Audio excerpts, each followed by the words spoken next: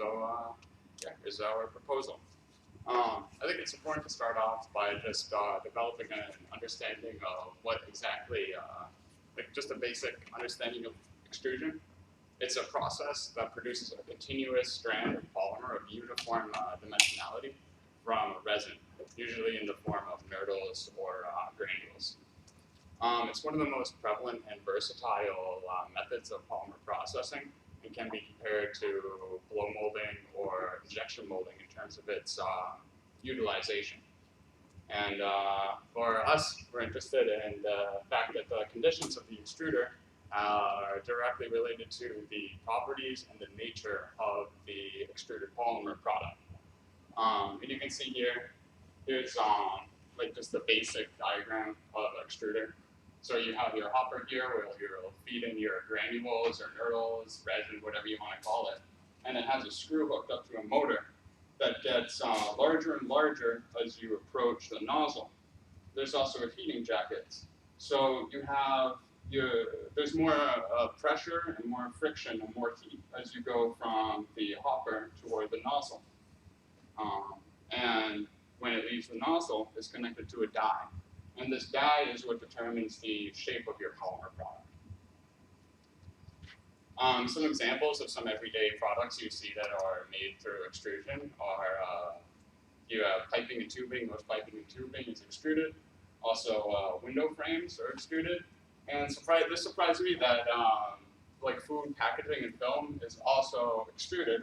And both those window frames and this packaging are made from PVC, even though I really wouldn't think that. So I think, I don't know, it's interesting. It shows kind of the versatility of polymers.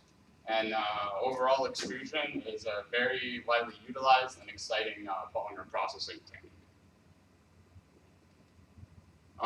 To relate it to some the future of extrusion, we have here this MEAF H-series extruder. It was developed in 2022. And it's really cool because it's able to reduce the carbon footprint of by 30 to 65% compared to its competitors.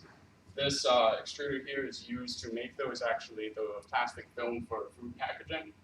And it's able to reduce that carbon footprint through its efficient design, through insulating the heated elements, and also by using nitrogen compared to butane or other hydrocarbons.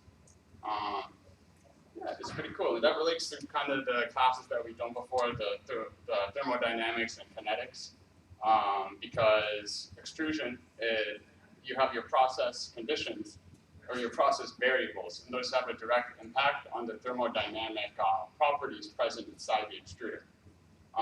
And also kinetics, because those kinetics and how your polymer molecules collide with each other and intertwine and solidify is what determines the properties of your polymer at the end.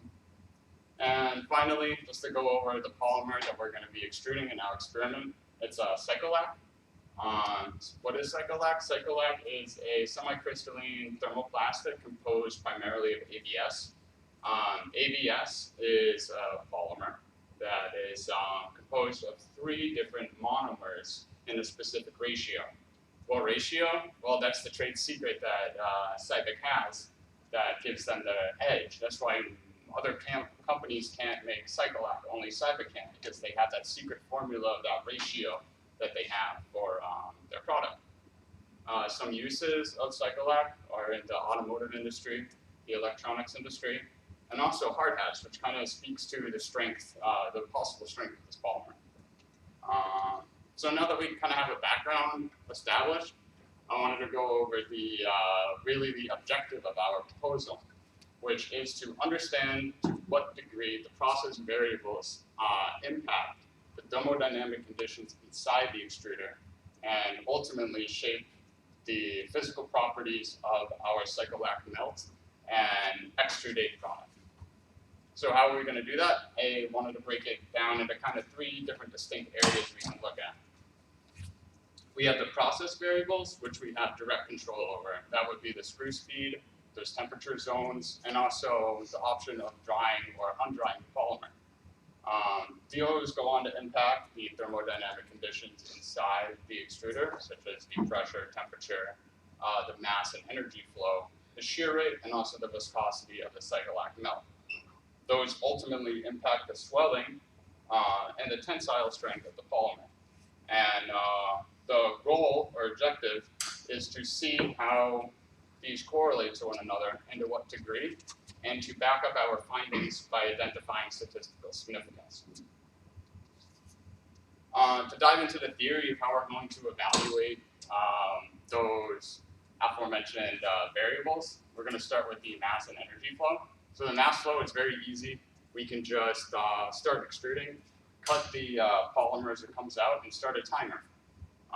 Then we're going to cut it again and stop the timer, and that will give us our mass over a time unit, or the mass flow rate. Next, Professor Winters enlightened us that if we multiply the torque of the screw times the rotation of the screw, and also the conversion factor to relate the radial units to Cartesian coordinates, we can find the energy flow rate in watts.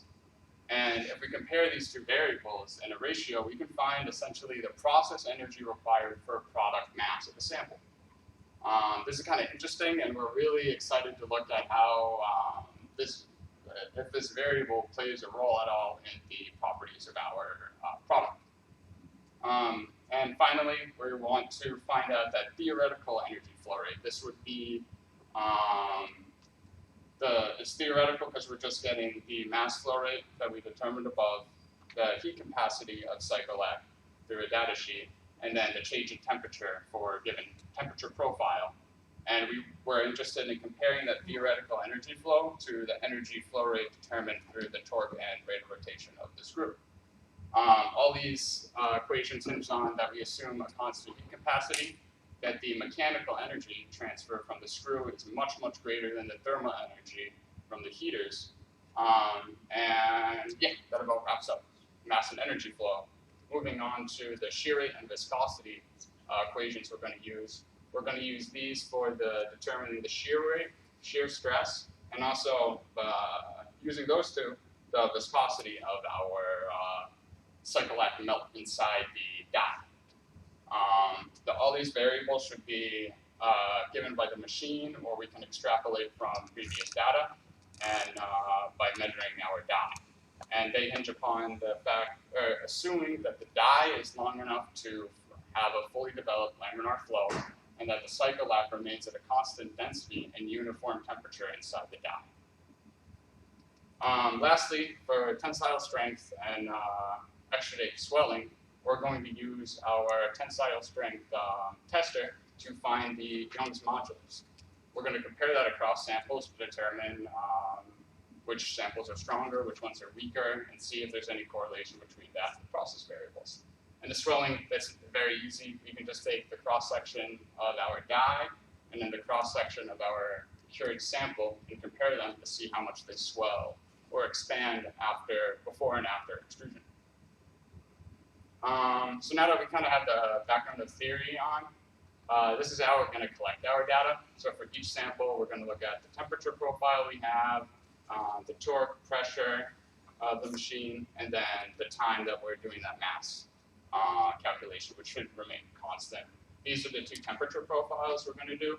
They only differ by 10 degrees, but you'd be surprised by how much of a difference that can really make. We're going to look at 4 different screw speeds, 20, 40, 60, and 80 RPM.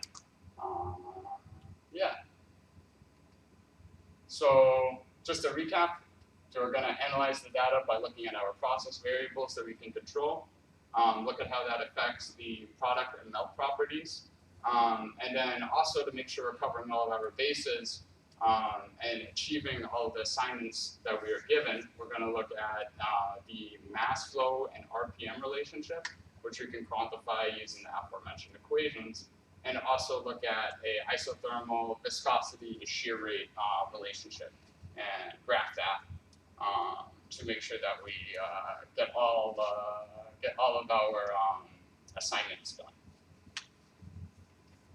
And then hopefully in 2 weeks, I can come back for the progress presentation and have a graph like this. where I can have on this axis the Young's modulus or tensile strength, and then have, let's say, 20, 40, 60, 80 RPM, and be able to draw any,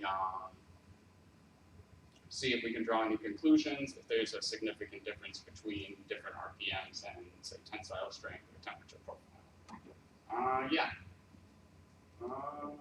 So to go into how we're going to do run this experiment, let's first start with the apparatus that we're going to use. So we have our oven to dry the samples. We have our scales for mass measurements. We have our calipers for dimensional measurements. And then we have our Enstron tensile tester machine for doing the tensile strength for the Young's modulus calculation. And most importantly, we have our extruder. This is a lovely machine straight from West Germany. It's really cool. And to characterize it a little bit, we have the hopper at the top here, where you want to fill the granules. Between these two windows, you never want it to get below here, and you never want it to get above the second window. You have your barrel, which contains 3 temperature zones. Your die, which contains a 4th temperature zone. You have your cooling nozzles to cool down the polymer as it leaves the extruder. And then your conveyor belt, where it allows you to kind of control like the width of your sample. If it's slower, you're going to get a wider sample. Faster, you're going to get a narrow sampler. And we're making sure that we're going to keep that consistent along or across our samples. And then finally, the control panel is here. This is where you're going to get your temperature, your pressure readings, your torque measurements that we're going to use later to do our calculations. And yeah, you can see it here in action. I think I need to click this with my laptop. But yeah, here's just a video of it running, super short. You can see the polymer coming out here. Super cool to work with.